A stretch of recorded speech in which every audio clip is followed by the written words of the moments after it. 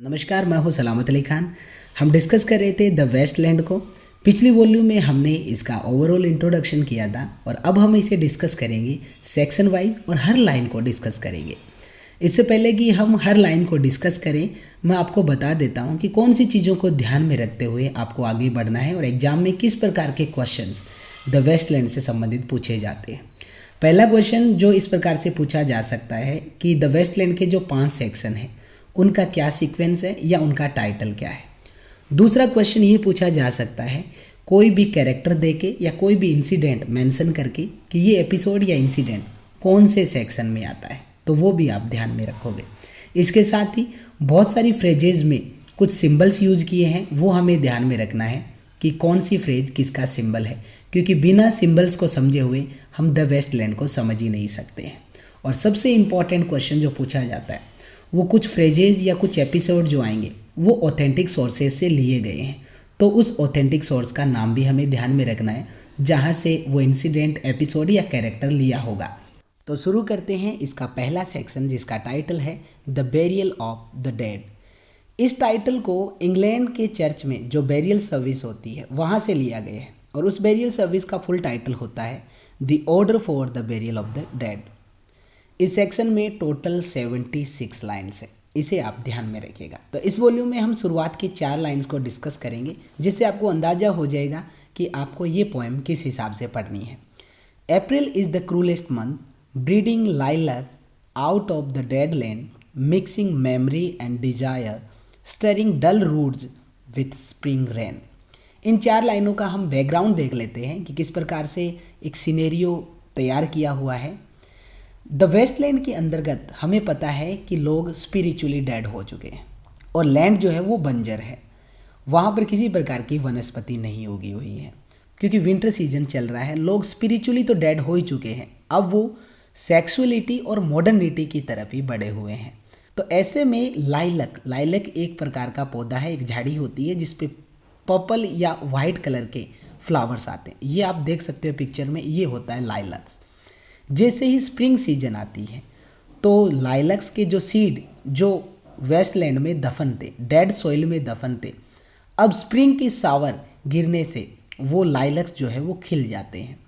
अब spring season आने से लाइलक्स जो खिलते हैं तो जो वेस्टलैंडर्स है उनको भी अपने ग्लोरियस पास्ट की याद दिलाते हैं कि किस प्रकार से उनका भी ग्लोरियस पास्ट जो था वो शानदार था। जैसे आज ये लाइलक्स के फूल खिल रहे हैं स्प्रिंग की तरह, उनमें भी स्पिरिचुअलिज्म था, लेकिन अब वो स्पिरिचुअली डेड हो चुके हैं। तो मतलब जो स्प्रिंग सीजन है वो भले ही पौधों के लिए एक हॉप लेके आती है, लेकिन वेस्टलैंडर्स के लिए किसी प्रकार की वो हॉप लेके नहीं आती, क्योंकि अब स्पिरिचुअल जो रीबर्थ है वो काफ़ी मुश्किल हो चुका है। लेकिन ये नहीं है कि नामुमकिन हो चुका है, स्पिरिचुअल रीबर्थ की अभी भी डिजायर जिंदा है और इस स्पिरिचुअल रीबर्थ के डिजायर को उनके ग्लोरियस पास्ट से मिक्स करने का काम करती है स्प्रिंग सीजन में खिले हुए लाइलक्स। यहाँ पे हम कुछ मीनिंग देख लेते हैं। पहले ब्रीडिंग का मतलब होता है पैदा करना। लाइलक्स एक प्रकार की झाड़ी है जिसपे स्वीट स्मेलिंग पर्पल या वाइट कलर के फ्लावर्स होते हैं जो आपको यहाँ पे दिखाई दे रहा है। डेडलैंड यहाँ पर यूज किया गया है वेस्टलैंड के लिए जो स्पिरिचुअली डेड है। मेमोरी ग्लोरियस पास्ट की मेमोरी और डिजायर स्पिरिचुअल रीबर्थ की डिजायर। स्टरिंग का मतलब होता है नींद से उठाना। April is the cruellest month. April को एक क्रूलेस्ट मंथ के रूप में शो किया गया है।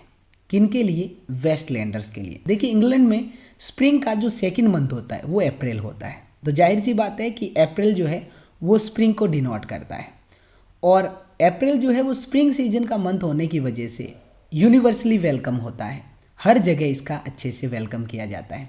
लेकिन वेस्टलैंड में ये स्पिरिचुअलिस्ट जो है उनके लिए कोई आशा लेके नहीं आता है क्योंकि उन्हें स्पिरिचुअल रीबर्थ की उम्मीद नहीं है। तो अप्रैल को स्पिरिचुअली डेड पीपल जो है वेस्टलैंड के, उनके लिए क्रूलेस्ट मंथ बताया गया। मतलब वो नहीं चाहते स्प्रिंग आए क्योंकि स्प्रिंग आने से उन्हें उनके ग्लोरियस पास्ट की याद आती है और अप्रैल जो है वो उन्हें उनकी खुद की स्पिरिचुअल डेथ की याद दिलाता है। उन्हें याद दिलाता है कि उन्हें भी स्पिरिचुअल रीजनरेशन की आवश्यकता है।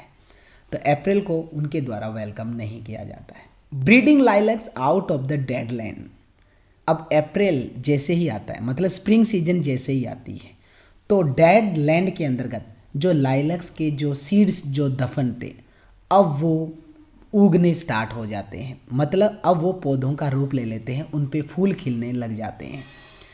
और ये जो लाइलैक्स जो है मिक्सिंग मेमोरी एंड डिजायर, ये लाइलैक्स जो है वो वेस्टलैंडर के लिए मिक्स करने का काम करता है। किसे? उनके ग्लोरियस पास्ट को उनकी स्पिरिचुअल रीबर्थ की डिजायर के साथ। लाइलैक्स के खिलने से वेस्टलैंडर्स को उनका ग्लोरियस पास्ट याद आता है और ये मेमोरी जो है उनके स्पिरिचुअल रीबर्थ की डिजायर के साथ घुल जाती है। जैसे ही स्प्रिंग सीजन आती है, stirring dull roots with spring rain. Stirring का मतलब है यहाँ पर जगाना। जैसे ही स्प्रिंग के अंदर जो रेन होती है वो जो डल रूट्स जो है जो डेड सॉइल में दफन है उनको नींद से जगा देती है। मतलब विंटर सीजन के अंतर्गत जो लाइलैक्स जो होते हैं वो लीफलेस होते हैं, कोई पत्तियाँ फूल वगैरह उन पे नहीं होते और उनके सीड्स जो होते हैं वो डेड सॉइल में दफन होते हैं।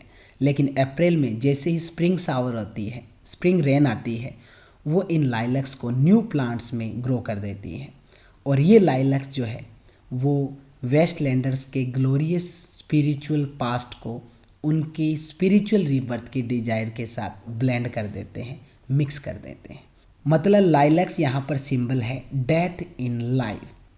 तो यहाँ से ये साबित होता है कि वेस्टलैंडर्स के लिए विंटर जो है वो कंफर्ट का मंथ है, लेकिन जो अप्रैल जो है यानी कि स्प्रिंग सीजन जो है वो क्रूलेस्ट मंथ है। तो फिलहाल इस वॉल्यूम में इतना ही, अगली वॉल्यूम में हम डिस्कस करेंगे बाकी की लाइंस को। तो तब तक के लिए दीजिए इजाज़त, शब्बा खैर।